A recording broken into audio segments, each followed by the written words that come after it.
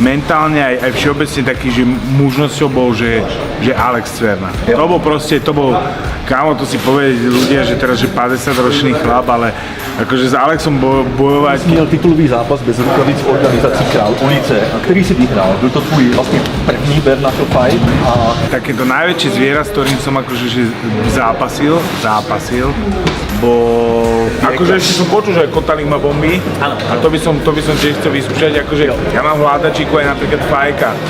Čeká tě teďka nějaký zápas, nebo kdy tě uvidíme zase v ringu a případně proti komu? Hlavne ja som bojoval, kamošek, ja som ríšavý.